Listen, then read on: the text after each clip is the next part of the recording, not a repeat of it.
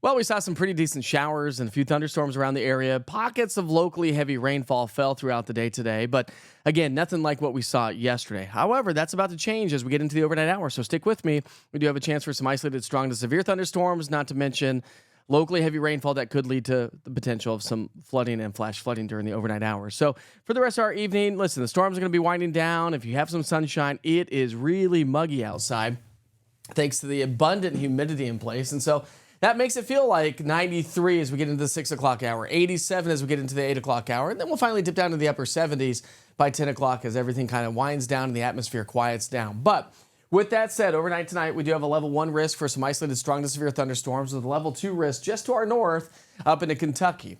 So we have the energy in the atmosphere. We've got these disturbances swinging their way on in from the northwest. You probably noticed how the direction of the showers and thunderstorms changed today from what we saw yesterday. We do have a level 2 risk for some localized flooding and flash flooding. Why? Because we've got a complex of thunderstorms on the way.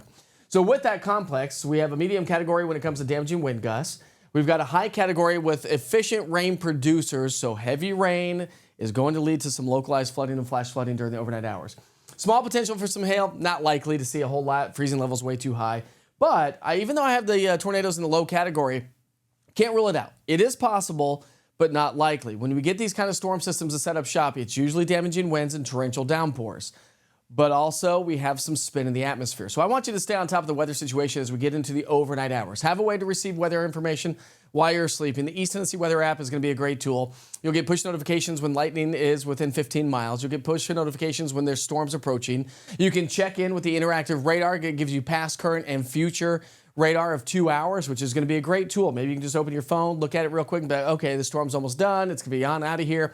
And if I need to do live severe weather coverage, of course, you can watch it right there with the app itself. So go to your app store and search East TN Weather, all one word. Let me show you what I'm talking about.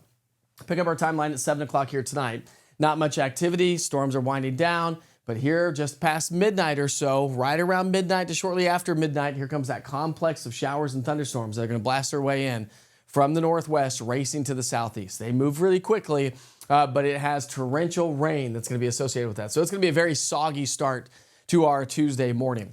Now, when you're talking rainfall totals, we're going to see quite a bit of rainfall, but it's going to continue to pile up because Tuesday and Wednesday, we continue to have the risk for some localized flooding and flash flooding as another couple complexes head our way. We also have a risk for some isolated strong to severe thunderstorms. So it's not just tonight, it's going to be tomorrow and then tomorrow night into Wednesday, which again, damaging wind and efficient rain producers producing locally heavy rainfall and isolated localized flooding or flash flooding is a potential. But again, maybe some small hail and the possibility on the low end of a tornado risk. So watch this. Tuesday morning, it's soggy. The storm system will kind of backbuild. We'll see some scattered showers and thunderstorms through about noon.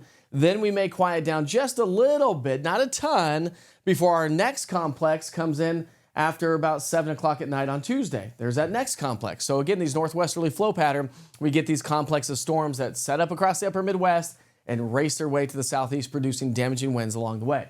Rainfall potential all the way through Wednesday morning. I mean, we're talking 1-2 pockets of 3 or 4 inches of rainfall can't be ruled out. And again, you add that's insult to injury with any of you who have seen a lot of rain so far over the last 5, 7, and 10 days. 3-day forecast, we're going to see those temperatures warm, actually. Wednesday and Thursday, we're going to be in the 90s. And so that's really going to make things feel hotter. Percentage of rainfall really fades. Now, high pressure is going to hang strong on Thursday. I don't think we're going to see a whole lot of activity. But then it weakens a little bit. A couple disturbances may bring us some afternoon showers and thunderstorms Friday, Saturday, and Sunday. So on the big picture, this is what it looks like. You can see how that complex of storms is going to follow that severe weather risk, greater risk to our north. Here's storm number 1 coming through overnight tonight, just to try to show you the broad perspective, the synoptic scale of how these storms slide their way in that northwesterly flow. Tuesday morning, it's going to be working its way to our southeast.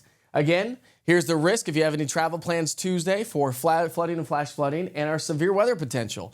But notice it's shifted a little bit further to our south as our storm track goes a little bit further to our south. Here's the next complex of storms that comes in throughout the day on Tuesday. There's Monday night into Tuesday morning. Then we'll go through the day on Tuesday. Here's our next complex of storms Tuesday night into Wednesday morning. That's going to race its way to the southeast. And again, damaging winds and torrential downpours is the name of the game before things kind of quiet down. And that's going to leave a river of destruction and heavy rain in its path over the next couple of days. So something to keep in mind, again, if you have any sort of travel plans. As I mentioned, heat's going to be building. When you saw your 3-day forecast, look at Wednesday, Thursday, Friday, we're going to be in the mid-90s. Dew points are going to stay in the low to mid-70s, so super juicy and moist air. And that's going to allow those heat index values to be pushing close to the heat advisory criteria, which is 105 degrees or hotter. So like we started the month of July, we're going to end the month of July much more of the same. And believe it or not, we're probably going to be heading into August, the first 2 weeks of August, potentially with extremely hot weather returning to East Tennessee. So once again, have a way to receive weather information over the next couple of days. Check in with your daily forecast updates. I do update 4 times a day, more if needed, and I can do live severe weather coverage right there from the app as well. So it's a great tool. Just go to your app store and search East TN Weather, all one word. We've already had some flooding thanks to the rain showers that we saw yesterday. So I'll leave you with a couple of views from your eyes. Have a great night.